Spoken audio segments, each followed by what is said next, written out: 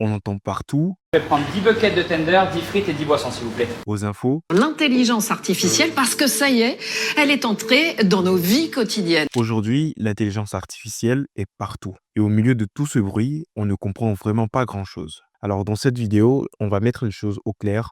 On va plonger ensemble au cœur de cette révolution. Parce que oui, c'est une révolution, une qui est déjà en train de redessiner le monde du travail. La vraie question n'est plus de savoir si l'IA va impacter votre job, mais quand et comment. Alors commençons par le commencement. Qu'est-ce que l'intelligence artificielle? En termes simples, c'est l'ensemble des techniques visant à réaliser par des machines des tâches qui nécessitent habituellement l'intelligence humaine. Grosso modo, c'est faire à l'ordinateur ce que l'humain est censé faire, comme penser, apprendre, raisonner, résoudre des problèmes, comprendre le langage. C'est ça l'intelligence artificielle en elle-même. Mais l'intelligence artificielle, elle n'est pas née d'hier. Son histoire commence depuis dans les années 50. Des pionniers comme Alan Turing posent les bases théoriques, se demandant si les machines peuvent penser.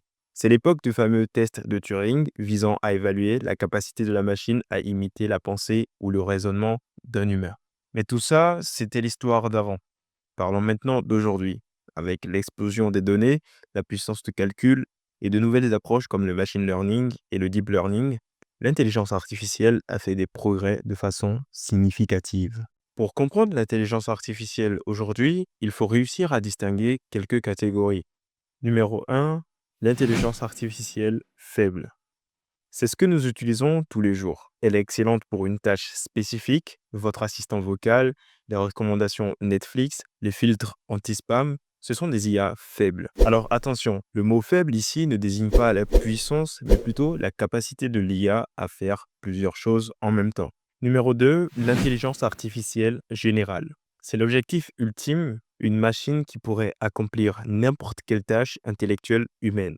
Rassurez-vous, nous n'y sommes pas encore, mais c'est le rêve de nombreux chercheurs.